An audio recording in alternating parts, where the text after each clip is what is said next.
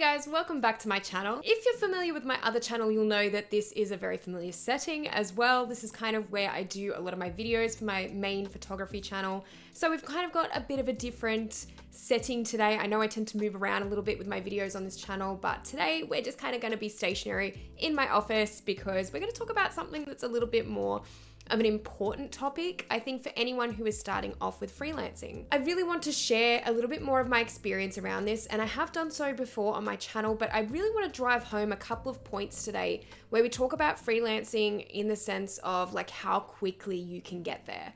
And I think for a lot of people that are looking at making a transition from a 9-to-5 job, they want to get there as quickly as possible. So I want to share some tips today with you if this is you and this is something that you want to be doing in the near future. I want to help you get there as quickly as possible, and I don't really want you to make the same mistakes that I have made over the years.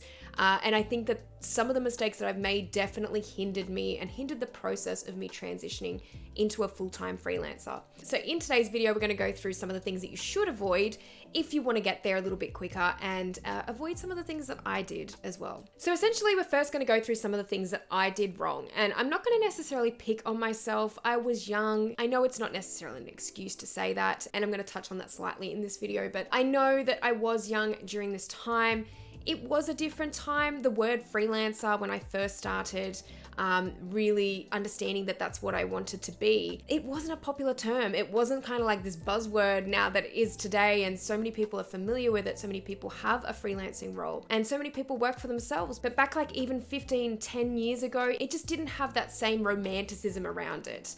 I think in some ways that was maybe a good thing, but in some ways I didn't really know what I could actually achieve with being a freelancer. And I guess now I do know those things a little bit more, having had the experience that I've had. But the term freelancer back in like 2009, 2008 was kind of seen as like this almost a dirty word for someone who maybe didn't work a lot or didn't get a lot of money or maybe didn't have a lot of direction with their career. And I think things have changed so much. So we're definitely going to touch on a couple of things that I did wrong now and some of the things you can avoid so you can get there quicker. So number one, I was young and I didn't do my research. The I was young kind of excuse isn't really an excuse, as I said before, but I was quite young in the sense that during that time, I didn't really know how to make the best of the situation that I was heading into.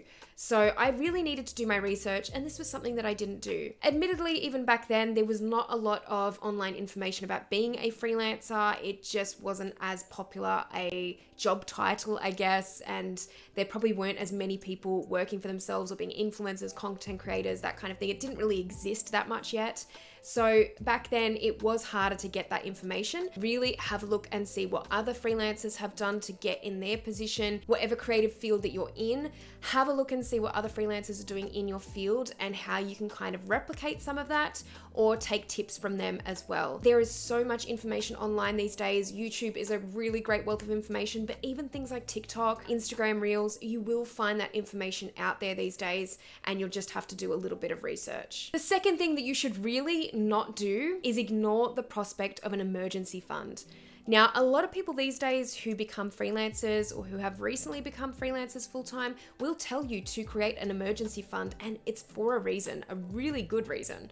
And that's because, especially in the beginning of your freelancing career, it can be like this. And even as you go along into getting more work and your work becoming more lucrative as a freelancer full-time, you still have those up and down periods, and you might have 1 month where you basically have nothing, no income coming in. I think for freelancers, it's even more important to have more in that emergency fund because you're really covering yourself if for a couple of weeks or a couple of months, things get really slow. And especially if you're paying things like a mortgage, you're paying rent, you really need to be covered in those situations because it's really scary when that happens and when you all of a sudden stop getting jobs for a month and you're feeling like you have to hustle every single little day that you're not earning an income.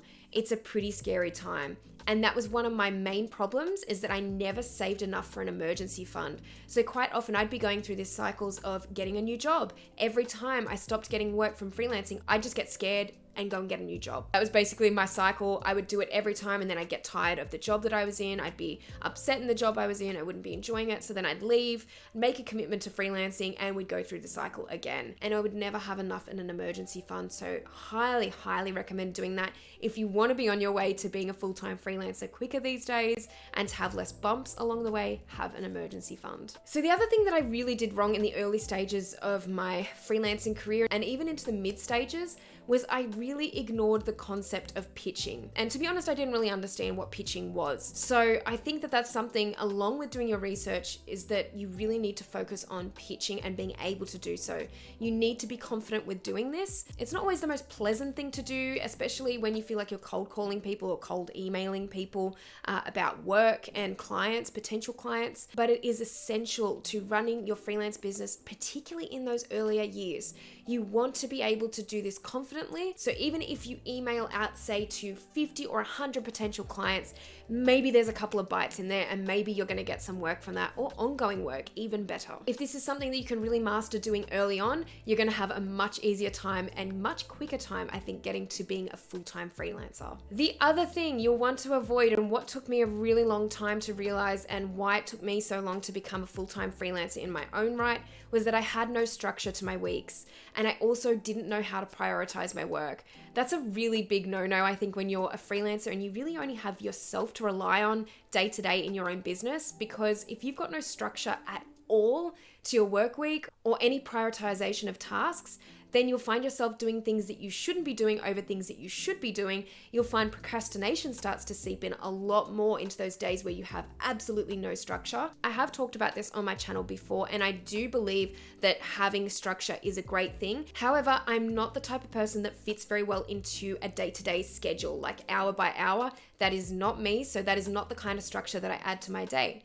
And you might be very similar in that respect. So in that sense, I would recommend having just minimal structure, having things like even working between a certain amount of hours during the day, or telling yourself you're going to be having breaks at a certain time. Maybe you don't want to have a 9 to 5, Monday to Friday style of freelance work, so mix it up a bit in that sense, but make sure there's just an element of structure to your days or to your working hours, because if there's not, things can really start to fall apart from there. And the next point is that I really didn't have enough consistency with my work, my content creation, my pitching. There was just no consistency for such a long time. And this is one thing that's really difficult because a lot of things come under the umbrella of creating consistency. But I will say one of the things that really hindered me was going through that cycle of getting a new job every couple of months and then kind of quitting and then getting another one every time I didn't earn an income from freelancing. So I think if you have some of those better foundations in place first before you start freelancing, and then you go into it with a mindset of knowing that you can maybe stick it out for a little bit longer than I was, you know, a few months at a time was just not enough to kind of build that momentum for my freelance business. And then I found myself every time I'd go into a new job, I'd be more time poor. I wouldn't have the time to spend on my business, and it really burnt me out in the end. So that's kind of something to really think about before you make the jump into freelancing, is try to have some of those foundations in place first. It will definitely make things easier for you in the long run. And the last mistake that I'm going to tell you about that I did was that I really didn't have an understanding of my own industry or an understanding of how I could be earning money versus doing work for exposure. I think that I was very hell-bent on doing a lot of test shoots, which is always great as a young photographer, and even as a creative, depending on what kind of creative field you're in, you may like to do a lot of free work or content creation that is purely for either exposure or for getting your work out there. But quite often I found myself focusing on the wrong things in terms of trying to find my way around earning an income from freelancing with photography. I focused a lot of the time on the wrong aspects. So definitely I think this comes along with research once again, but I didn't have an understanding of how to earn a proper income from the style of photography I was doing. I was really putting a lot of efforts into magazine submissions at the time and into editorial, not really knowing though that editorial, there wasn't a lot of money in that, and there still isn't. And unfortunately, as beautiful as it is for exposure, a lot of the test shoots I was doing were more artistic styled. They didn't really have a commercial element to them. They didn't have kind of that selling point, which is unfortunately really what I think I needed at the time. I needed more images that sold or appeared like they sold products, because commercial photography is really where there's a lot of money, and it's where I could have been earning a lot more of my income from. And I think it would have made things a lot more easier for me to then do editorials kind of on the side as more of a free time and kind of love for it sort of work that I could still be using for my exposure. But instead I was focusing all of my efforts on that and just doing test shoots for modeling agencies, which was kind of at the time really not getting me anywhere. So I think you have to do that research once again up front. What is it going to take for you to earn that full-time income? Where are you going to get that money from? That's a really important factor as well. All right, guys, so I hope some of these pointers today have sort of helped you see how it took me so long to become a full-time freelancer, and how if you do avoid some of those mistakes that I made over the years, maybe you'll get there a little bit quicker. I really would hope so, because I think for me it was probably a journey of nearly 10 years from leaving school to getting to the point where I was earning money full-time from being a freelancer. So it was a really long time. I do often think about how I could have done it quicker. Unfortunately, it wasn't to be, and that was just part of my journey in the end, and I accept that. But for all those beginners out there who are looking at getting into freelancing, I feel like this list of things that I've mentioned today are definitely something to maybe avoid if you're looking at getting into it soon. All right, guys, so I hope you really enjoyed this video. Please let me know down in the comment section below what you did to maybe become a freelancer, or if you have any questions about being a freelancer, definitely leave them in the comments. I really want to start a conversation around this. I really love talking about this kind of thing. If you like this video, please give it a thumbs up. And if you haven't subscribed to my channel already, make sure that you do, because I'll be posting a lot more on here in future. Thank you guys so much for watching this video, and I will see you in the next one.